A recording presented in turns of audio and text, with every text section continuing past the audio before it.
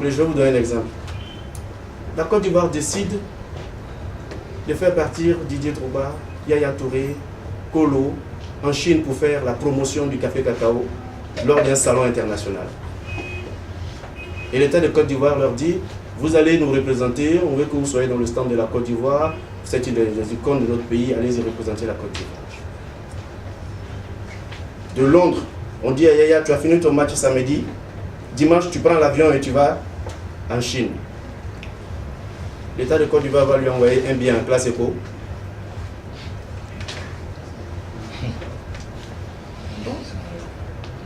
Soyez réaliste. Est-ce qu'on va lui envoyer un billet en classe éco?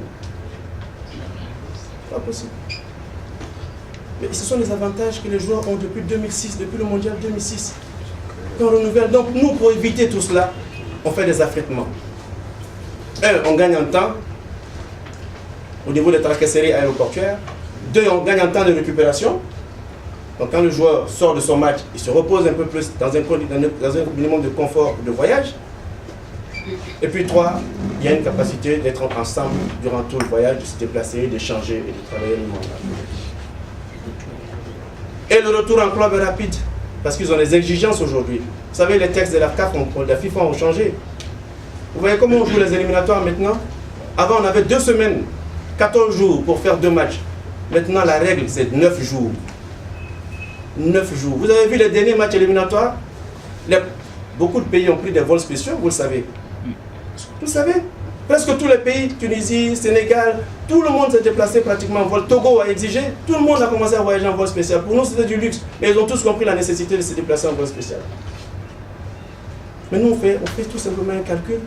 On se rend compte que la différence de prix, des fois, c'est 2 millions. Des fois même, en vol régulier, c'est plus cher.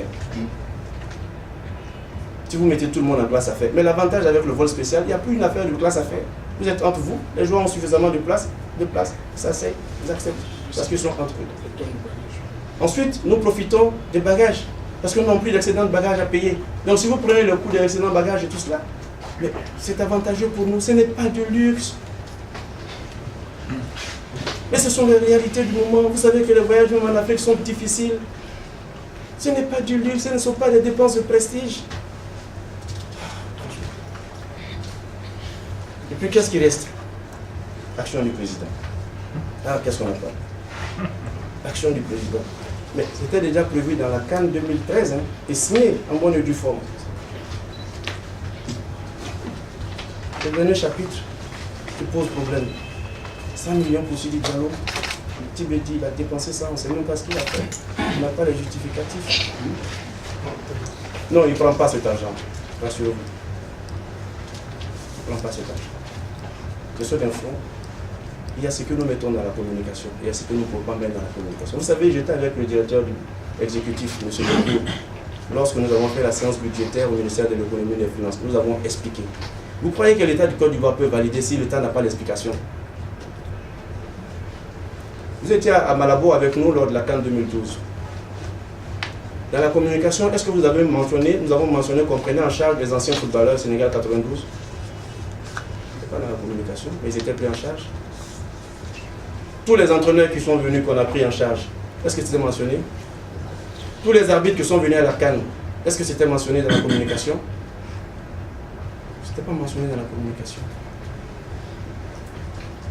Et toutes les personnes qui rendent des services au football ivoirien, quand nous, les communications ne sont pas débloquées, qu'on va avoir un banquier qui nous fait une avance de trésorerie. Il y en a qu'on a même invité à Casa lors du dernier match de qualification. Quand vous avez un agent dans un service de douane d'ici, c'est là qui vous facilite certaines opérations, quand vous avez certaines personnes qui vous facilitent certaines opérations dans l'administration, qui accélèrent vos dossiers, qui avancent, mais ce sont des gestes. C'est de la relation publique pour améliorer nos relations avec les gens. Et quand vous prenez une personne en charge sur un mois, parce que c'est une estimation jusqu'en finale, vous verrez, vous allez payer autour de 5 millions. Mais vous prenez 20 personnes, vous avez 100 millions.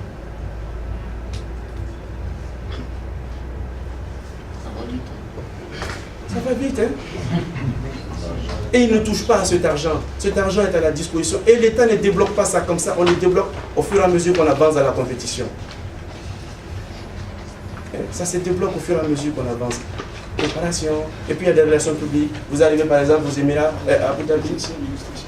On a même invité les anciens ministres, vous le savez. On a invité les anciens présidents de fédération, vous le savez. Mais ceux-là, ils n'apparaissent pas dans la communication. Vous n'allez pas les loger dans un petit hôtel, dans un coin perdu.